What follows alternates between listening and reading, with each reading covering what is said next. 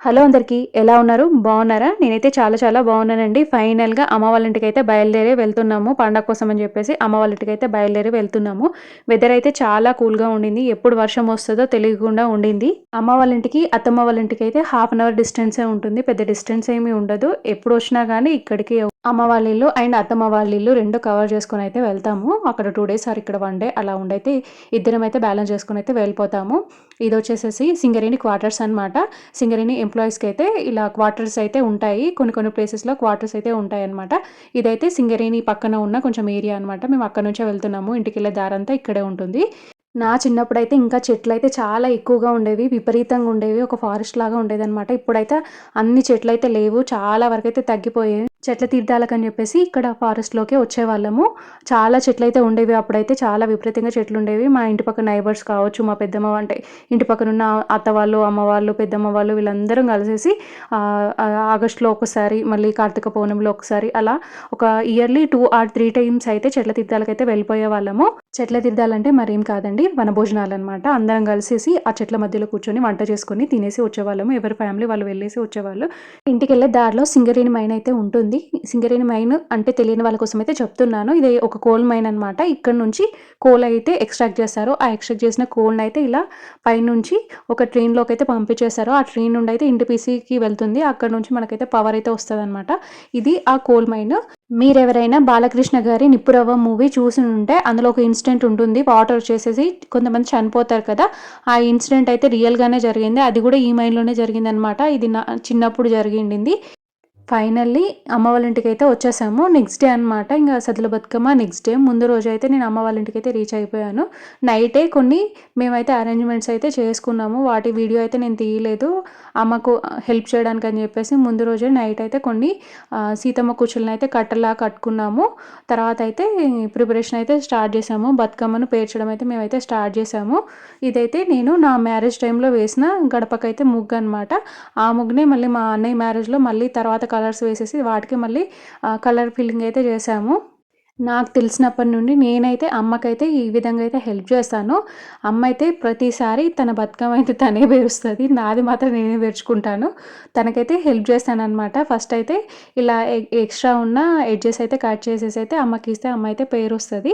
అసలు ఇది ఎలా పేరుస్తారు ఏంటి అనేది నేనైతే ఈ వీడియోలో అయితే కొంచెం డీటెయిల్‌గా అయితే మీకైతే ఎక్స్‌ప్లెయిన్ చేస్తాను. నాకు తెలిసినంత వరకైతే మీకైతే ఎక్స్‌ప్లెయిన్ దసరాకైతే కొన్ని డేస్ ముందైతే బొడ్డెమ్మనైతే ఫస్ట్ అయితే ఆడతారనమాట. ఫస్ట్ ఆడేది బొడ్డెమ్మ. బొడ్డెమ్మ అంటే ఏం లేదండి, ఎర్ర మట్టితో అయితే ఇప్పుడు బతుకమ్మ ఎలా పేరుస్తారో అలాగే 2 స్టెప్స్ వైస్‌గా పేరుస్తారనమాట. పైనైతే కొన్ని పూలు పెడతారు కానీ ఎర్ర మట్టితో అయితే స్టెప్స్ లాగా రౌండ్ స్టెప్స్ లాగా అయితే ఫస్ట్ కేక్‌లాగా మన స్టెప్ కేక్ ఎలా ఉంటుందో సేమ్ అలాగే పేర్చేసి చిన్న పిల్లలు ఆడతారు అది. ఫస్ట్ అయితే చిన్న పిల్లలు ఆడుకుంటారు. పెద్దవాళ్ళు అయితే అది తక్కువ ఆడతారు. చిన్న పిల్లలు ఆడుకుంటారు. తర్వాత అయితే మనకి చిన్న బతుకమ్మ అని చెప్పేసి ఫస్ట్ ఆడతారు. తర్వాత 9థ్ డేనో ఏమో సద్దుల బతుకమ్మ ఆడతారనమాట. చిన్న బతుకమ్మ రోజు కూడా సేమ్ ఇలాగే బతుకమ్మ ఆడతారు. ఆ రోజు మనకి స్టార్ట్ అయితదనమాట బతుకమ్మ ఆడడం అనేది. చిన్న బతుకమ్మ రోజు స్టార్ట్ అయ్యి సద్దుల బతుకమ్మ రోజు ఎండ్ అవుతది. బతుకమ్మ చాలా మందికి తెలిసుండొచ్చు. బొడ్డమ్మ తెలుసో తెలీదో తెలీదు. కానీ అది చిన్న పిల్లలు ఆడతారు. నా చిన్నప్పుడైతే ఆడేవాళ్ళనమాట. ఇప్పుడైతే నేను చూడట్లేదు. కానీ బతుకమ్మ అయితే చాలా మందికి తెలుస్తది. చాలా ఆడతారు. ఎక్కువ రోజులు ఆడతారనమాట. ఇది 9 డేస్ 9 డిఫరెంట్ పేర్లతో ఉంటది. 9 రోజులు 9 నైవేద్యాలైతే పెడతారు. అసలు బతుకమ్మను ఎలా పేరుస్తారో ఫస్ట్ అయితే చెప్తాను. మామూలుగా అయితే ఏదైనా ప్లేట్ గానీ, ఏదైనా బేస్ కోసం అయితే తీసుకుంటారు. నా చిన్నప్పుడైతే మామూలుగా అల్లినవి ఉంటాయి గదా! తడకలు అల్లుతారు కదా! అలాంటి వెదురు బొంగులతో అల్లిన ప్లేట్ అయితే ఉంటదనమాట. ఆ ప్లేట్‌లోనే పేరుస్తారు పర్టిక్యులర్‌గా. ఇప్పుడైతే అవి కనిపించట్లేదు. సరిగ్గా అక్కడ వాటిలో అయితే పేర్చట్లేదు. నార్మల్ ప్లేట్‌లో అయితే ఒక ప్లేట్ పర్టిక్యులర్‌గా పెట్టేసుకొని దాంట్లో అయితే పేరుస్తారు. ఆ ప్లేట్‌లో ఫస్ట్ అయితే గుమ్మడి ఆకులు ఉంటాయి కదా! గుమ్మడి ఆకులనైతే కట్ చేసేసి అయితే పెడతారనమాట. ఎందుకంటే మనం బతుకమ్మని వాటర్‌లో వదిలినప్పుడు ఆకులతో సహా వదిలేస్తారనమాట. ఆ కింద సపోర్ట్ ఉంటదనమాట. సో, అందుకని చెప్పేసి గుమ్మడి ఆకులనైతే పెట్టేస్తారు. తర్వాత అయితే ఫస్ట్ అయితే కొంచెం కుంకుమ పసుపు అట్లా వేసేసి తంగేడు పూలు అయితే కంపల్సరిగా పెడతారనమాట. బతుకమ్మకి కంపల్సరిగా తంగేడు పువ్వు అయితే కంపల్సరిగా పెడతారు. కానీ ఇప్పుడున్న ప్రజెంట్ సిచ్యువేషన్స్లో అయితే అస్సలు దొరకట్లేదు, చాలా తక్కువ దొరుకుతుంది. అసలు ఒక్కొక్కసారి దొరకట్లేదు. ఎంత వెతికినా కానీ అసలు తంగేడు పువ్వు అయితే అస్సలు దొరకలేదనమాట. మా చిన్నప్పుడు అయితే చాలా చాలా ఇలా అంటే బస్తాలు ఉంటాయి కదా, బస్తాల కొద్ది తంగేడు పువ్వు అయితే తీసుకొచ్చి వాటిని అయితే కట్టెల్లాగా కట్టేసి తర్వాత అయితే పేర్చడం అయితే స్టార్ట్ చేసేవాళ్ళము. కానీ ఇప్పుడైతే అస్సలు దొరకట్లేదు. అసలు చెట్లు కూడా చాలా తక్కువ కనిపిస్తున్నాయి. తర్వాత అయితే మళ్ళీ థ్రెడ్స్ అయితే వేసుకుంటారు. చాలా ఎత్తు పేర్చే వాళ్ళు అయితే కింద ఏవైనా థ్రెడ్స్ అయితే వేస్తారనమాట. 4 లేయర్స్ కానీ 6 లేయర్స్ లాగా వేసేసుకొని అంత బతుకమ్మ పేర్చాక ఒక్కసారి అయితే టై చేస్తారు. ఎందుకంటే మన హైట్లో ఉంటుంది కదా, కదలకుండా ఒకటే దగ్గరగా స్టిఫ్గా ఉండాలి కదా, అందుకని చెప్పేసి థ్రెడ్స్ అయితే కడతారనమాట. పెద్ద బతుకమ్మకి అయితే కంపల్సరీగా కట్టాలండి, లేకపోతే మనం తీసుకెళ్ళినప్పుడు కానీ వదిలినప్పుడు కానీ అది కొంచెం బెండ్ అయ్యే ఛాన్సెస్ ఎక్కువ ఉంటాయని చెప్పేసి థ్రెడ్స్ అయితే కడతారు. వాటికైతే కొంచెం పసుపు కానీ ఏమైనా రాస్తారు. అమ్మ అయితే నేను చూస్తున్నాను కదా, నాకైతే తెలిసినప్పటి నుండి అమ్మ అయితే వైట్ థ్రెడ్కి కొంచెం పసుపు అయితే అంటించేసి ఇలా 4 లేయర్స్గా వేసేసుకొని ఆల్టర్నేటివ్ లేయర్స్ అయితే పేరుస్తుంది. ఫస్ట్ అయితే వెయిట్ ఎక్కువ ఉండేవి అయితే కింద పెట్టేస్తుంది. తర్వాత అయితే ఇంకొక లేయర్ అయితే పేర్చేసి మధ్యలో అయితే ఫిల్లింగ్ కోసం అని చెప్పేసి మన తంగేడు పువ్వు ఉంటుంది కదా, అడవి తంగేడు అంటారనమాట. అది పెద్ద తంగేడు చెట్టును అడవి తంగేడు అని కూడా అంటారు. చిన్న తంగేడు చెట్టుకి అయితే పువ్వు ఉంటుంది, ఎక్కువ పువ్వు ఉంటుంది. పెద్దదానికైతే చాలా తక్కువ ఉంటుంది అనమాట. ఆ ఆకుల్ని అమ్మ అయితే ఫిల్లింగ్ కోసం అయితే వాడుతుంది ప్రజెంట్. ఏ ఆకు దొరకకపోతే మామూలుగా వేరే చెట్ల ఆకులు ఉంటాయి కదా, కొన్ని ఆకులను అయితే ఫిల్లింగ్ కోసం అయితే వాడతారు. నాకైతే తెలిసినంత వరకు అయితే నేనైతే ఇన్ఫర్మేషన్ ఇస్తున్నాను. ఏమైనా మిస్టేక్స్ ఉంటే ఎక్స్క్యూజ్ చేసేసేయండి. చిన్నప్పుడు అయితే ఎక్కువగా బతుకమ్మని అయితే టేక్ పువ్వు కానీ లేకపోతే గునుగు పూతో కానీ వేరే వేరే పూలతో అయితే పేరుస్తారనమాట. వాటికైతే కలర్స్ అయితే వేసేసి పెద్ద పెద్ద లేయర్స్గా పెడతారు. నా చిన్నప్పుడు అయితే ఆల్మోస్ట్ నా ఎత్తున్న బతుకమ్మలు కూడా ఉండేవి. అమ్మమ్మ వాళ్ళ ఊర్లో అయితే చాలా పెద్ద పెద్ద బతుకమ్మలు ఉండేవన్నమాట. 4 ఫీట్ 5 ఫీట్ అలా చాలా పెద్ద బతుకమ్మలు అయితే పేర్చేవాళ్ళు. మొత్తం గునుగుతో అయితే ఫుల్గా కలర్స్ వేస్తారనమాట. వాటికి కలర్స్ పెట్టేసి లేయర్స్ అయితే ఫిల్ చేసేస్తారు. అమ్మ అయితే బతుకమ్మ అయితే పేర్చేసింది. ఇలా లేయర్స్గా పేర్చేసేసి పైన అయితే గుమ్మడిలో ఉంటుంది కదా మొగ్గ, ఆ మొగ్గను అయితే తీసి మధ్యలో పెట్టేసింది. సో దాన్నే మనం గౌరమ్మగా పూజిస్తామన్నమాట. దానికి పసుపు కుంకుమలు వేసేసి ఈవినింగ్ నైవేద్యం పెట్టేసి తీసుకెళ్ళేసి అక్కడైతే ఆడతారు. వెళ్ళేటప్పుడు కొంచెం అగరబత్తులన్నీ వెలిగించేసి మామూలుగా మనం దేవుడికి ఎలా పూజ చేస్తామో సేమ్ యాజ్ ఇట్ ఈస్గా ఇంట్లోంచి తీసుకెళ్ళేటప్పుడు అయితే పూజ చేసి తీసుకెళ్ళేసి అక్కడ పెట్టేసి ఆడతారనమాట. నేనైతే పేరుస్తున్నాను, స్టెప్ బై స్టెప్ చూసేసేయండి. ఫస్ట్ అయితే ప్లేట్ పెట్టుకొని దాంట్లో అయితే ఇలా ఎడ్జెస్ అయితే కట్ చేసుకోవాలి. మనకి ప్లేట్ ఏ విధంగా ఉందో ఆ షేప్లో అయితే ఎడ్జెస్ అయితే కట్ చేసుకొని మధ్యలో అయితే ఫిల్లింగ్ చేసుకోవాలి. ఆల్మోస్ట్ నా చిన్నప్పటి నుండి నాకు తెలిసినంత వరకు అయితే నేనే పేరుస్తాను. నా బతుకమ్మ అయితే నేనే పేర్చుకుంటాను. అమ్మ ఎప్పుడో ఒక్కసారి అనిందనమాట, నీది పేర్చానా, నువ్వు పేర్చుకుంటావా అనిందనమాట చిన్నప్పుడు ఎప్పుడో. అప్పుడేదో నేను పేరుస్తాను అని అన్నాను. అప్పటి నుంచి నేనే పేర్చుకోవడం స్టార్ట్ చేశాను. అమ్మ ఏ విధంగా పేరుస్తుందో అమ్మ పేర్చుకునే దాంట్లో కొన్ని అయితే నా కోసమని నేను పక్కకు పెట్టుకొని సేమ్ యాజ్ ఇట్ ఈస్గా వచ్చేలాగా, అంటే రెండు సేమ్ ఉండేలాగా అయితే పేర్చడానికైనా అయితే నేను ట్రై చేస్తాను. ప్రతిసారి అలాగే చేస్తాను. నాకైతే ఒక చిన్న ప్లేట్ ఇచ్చేస్తుంది అమ్మ. సో నేను అందులోనే ఫస్ట్ లేయర్ అమ్మ ఏ లేయర్ పెట్టిందో ఆ లేయర్లోనే ఫస్ట్ అయితే పెట్టేసుకుంటాను. తర్వాత అయితే కొంచెం ఫిల్లింగ్ పెట్టుకుంటాను. తర్వాత ఏమైనా మిస్టేక్స్ ఉంటే కొంచెం అంటే ముందుకి వెనక్కి అనేది ఏదైనా ఉంటే అమ్మ సెట్ చేస్తుంది అనమాట. ఫైనల్గా నా చిన్నప్పటి నుండి అలాగే పేర్చడం అలవాటు అయిపోయింది. నేను కూడా ఆ విధంగా చేస్తాను. తర్వాత ఇలా బంతి పూలను కూడా పెట్టేస్తాము. బంతి పూలు ఇంకా ఎన్ని పూలు అంటే అన్ని పూలతో అయితే పేర్చుకోవచ్చు. బతుకమ్మను అయితే మనం ఈ పువ్వే పర్టికులర్గానైతే ఏం లేదనమాట, చాలా పూలతో అయితే పేరుస్తారు. ఒక్కొక్కరు ఒక్కొక్క పూలతో అయితే పేరుస్తారు. ఇంతకుముందు చెప్పాను కదా, బతుకమ్మని అయితే 9 డేస్ ఆడతారు. ఒక్కొక్క రోజు ఒక్కొక్క పేరు అయితే ఉంటుంది, ఒక్కొక్క నైవేద్యం అయితే పెడతారని చెప్పాను కదా. అదైతే నేనైతే ఒకసారి చెప్తాను. ఫస్ట్ రోజు ఆడేది అయితే ఎంగిల్ పూల బతుకమ్మ అంటారనమాట. దాన్నే చిన్న బతుకమ్మ అని కూడా అంటారు. ఆ రోజు నుండి మనం బతుకమ్మ ఆడడం స్టార్ట్ అవుతుంది అనమాట. ఆ రోజు నైవేద్యంగా నువ్వులు కానీ బియ్య పిండి లేదా నూకలు అట్లా ఏదైనా నైవేద్యంగా పెట్టవచ్చు. సెకండ్ డే వచ్చేసి అటుకుల బతుకమ్మ అనమాట. దీనికోసం బెల్లమును అటుకులని నైవేద్యంగా అయితే పెడతారు. థర్డ్ డే వచ్చేసి ముద్దపప్పు బతుకమ్మ అనమాట. దీనికి వచ్చేసి ముద్దపప్పు కానీ బెల్లం కానీ నైవేద్యంగా పెడతారు. 4వ రోజు బతుకమ్మని నానబియ్యం బతుకమ్మ అని అంటారనమాట. దీనికోసం నానబియ్యంని కానీ బెల్లంని కానీ నైవేద్యంగా అయితే పెడతారు. 5వ రోజు వచ్చేసరికి అట్ల బతుకమ్మ అనమాట. అట్లని నైవేద్యంగా పెడతారు. 6వ రోజు వచ్చేసరికి అలిగిన బతుకమ్మ అనమాట. ఈ అలిగిన బతుకమ్మ రోజు అయితే బతుకమ్మకి పప్పు కానీ బెల్లం కానీ నైవేద్యంగా పెడతారు. సెవెంత్ డే వచ్చేసరికి వేపకాయల బతుకమ్మ అనమాట. వేపకాయల బతుకమ్మకి పప్పు కానీ బెల్లం కానీ నైవేద్యంగా పెట్టొచ్చు. వెన్న ముద్దల బతుకమ్మ వచ్చేసి 8వ రోజు అనమాట. 8వ రోజుకి వెన్న ముద్దలు కానీ బెల్లం కానీ నైవేద్యంగా పెడతారు. 9వ రోజు వచ్చేసరికి సద్దుల బతుకమ్మ అనమాట. ఇది 9వ రోజు ఆడే బతుకమ్మ.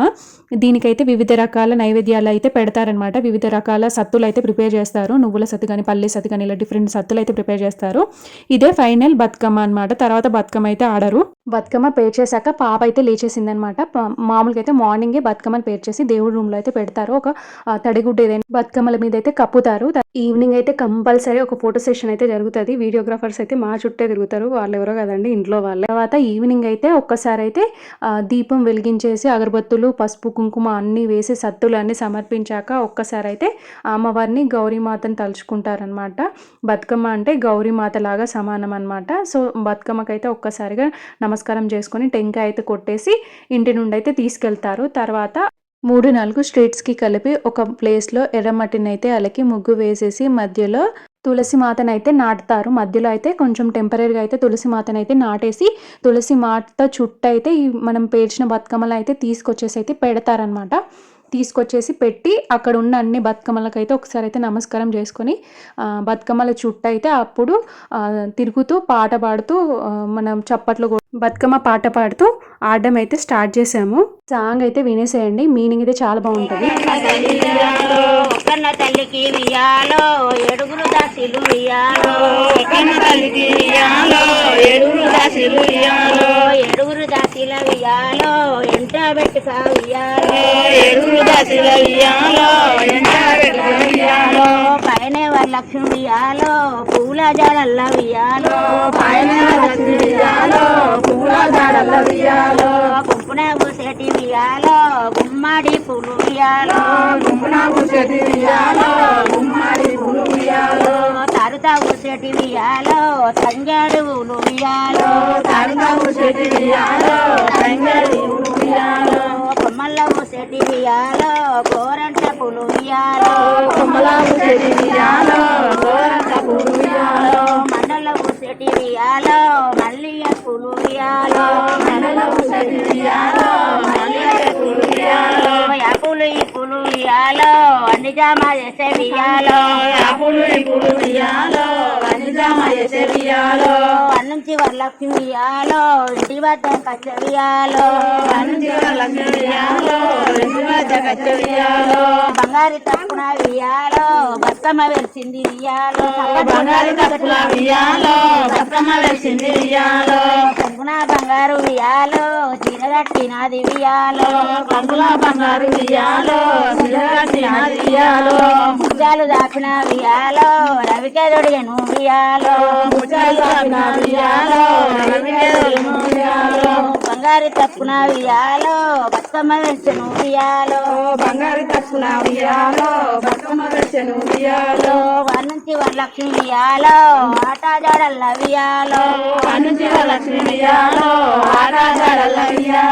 పూల మర్రి కింద వియాలో వాట దాగించి రే వియాలో పెదరాలు పెద్దమ్మ వియాలో పలహారం చేసెను వియాలో నాసిని కృష్ణుడు వియాలో చదువులో ఉండెను వియాలో పొతనని పంతుల్లో వియాలో సెలవు అడిగినాడు వియాలో నీ భర్త పేరేమి వియాలో నీ పేరు ఏమి వియాలో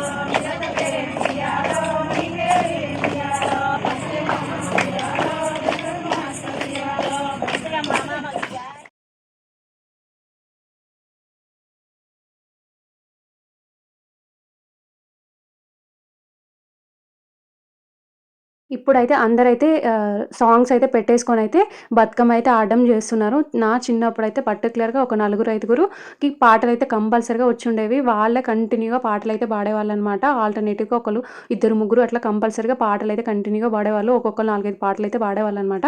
నేను కొంచెం సేపు బతుకమ్మని ఆడాక అక్కడ ఉన్న అమ్మవారిని అయితే దర్శించుకోవడానికి అయితే వెళ్ళాను అనమాట. అమ్మవారిని ఒకసారి అయితే దర్శనం చేసుకుని మళ్ళీ వచ్చేసి అయితే చూస్తున్నాను. స్టార్టింగ్‌లో అందరైతే బతుకమ్మనైతే ఆడతారనమాట. ఫస్ట్ ఒక హాఫ్ అన్ అవర్, 1 అవర్ వరకైతే అందరూ బతుకమ్మని ఆడతారు. తర్వాత అయితే కొద్దిగా తగ్గుతా ఉంటారనమాట. అంటే ఆంటీలంతా ఒక సైడు, మళ్ళీ న్యూలీ మ్యారీడ్ అంతా ఒకవైపు, మళ్ళీ చిన్న పిల్లలంతా ఒకలా అట్లా అయితే ఆడతారు. ఫస్ట్ అయితే పెద్దవాళ్ళు, చిన్నవాళ్ళు అందరూ కలిసి ఆడతారనమాట. తర్వాత మధ్యలో డిన్నర్ చేయడానికి వెళ్ళినప్పుడు గానీ అట్లా తగ్గుతా ఉంటారు. మధ్యలో తర్వాత మిగతా వాళ్ళంతా ఆడడం స్టార్ట్ చేస్తారు. మా చిన్నప్పుడైతే 3 లేయర్స్‌లో ఆడేవాళ్ళు. ఫస్ట్ లేయర్ వచ్చేసి చిన్న పిల్లలు, నెక్స్ట్ లేయర్ వచ్చేసరికి కొంచెం పెద్దవాళ్ళు, ఆ లేయర్ వచ్చేసరికి చాలా పెద్దవాళ్ళైతే ఆడేవాళ్ళు. నా చిన్నప్పుడైతే ఒక్కొక్క బతుకమ్మ నా అంత ఎత్తు ఉండేదనమాట. ఆల్మోస్ట్ 4-5 ఫీట్స్ ఇంకా ఎత్తే ఉండేవన్నమాట. అసలు చిన్నగా ఉండకపోతుంటుండే. చాలా పెద్ద పెద్ద బతుకమ్మలనైతే పేర్చేవాళ్ళు. ఇప్పుడైతే చాలా తగ్గిపోయి ఉండిందనమాట. హైట్ అయితే కొంచెం తగ్గిందని చెప్పొచ్చు. ఎవరో ఒకరు చాలా పెద్ద బతుకమ్మనైతే పేరుస్తారు. పాటలు కూడా కంటిన్యూస్‌గా పాటలైతే పాడేవాళ్ళు. పాటలు కూడా చాలా మీనింగ్‌ఫుల్ అయితే ఉండేవన్నమాట. అప్పుడు పాడే పాటలకంతా చాలా మీనింగ్ అయితే ఉండేది. ఈవినింగ్ 6కి స్టార్ట్ చేసిన బతుకమ్మలైతే ఎర్లీ మార్నింగ్ వరకు కూడా ఆడతారండి కొందరు. ఎర్లీ మార్నింగ్ అంటే ఆల్మోస్ట్ 3:30, 4, 5 వరకు కూడా ఆడేవాళ్ళైతే ఉంటారు. కొందరు 6 ఎర్లీ మార్నింగ్ అంటే సన్‌లైట్ వచ్చే వరకు కూడా ఆడుతూనే ఉంటారనమాట. విలేజెస్‌లో ఎక్కువ ఆడతారు. మా దగ్గరైతే 3:00 వరకు ఆడారు. తర్వాత చెరువు ఉంటే చెరువులో వదులుతారు. లేదంటే ఏదైనా టెంపుల్ దగ్గర అయితే వదులుతారనమాట. వదిలే ముందు పసుపు గౌరమ్మనైతే అందరైతే రాసుకుంటారు. తర్వాత సద్దులు ఉంటాయి కదా! సద్దులైతే పంచిపెట్టుకుంటారు. ఐ హోప్ ఈ వీడియో మీకు నచ్చినట్లయితే ఛానల్‌ని సబ్స్క్రైబ్ చేసుకొని, లైక్ చేసి, షేర్ చేయడం మాత్రం మర్చిపోకండి.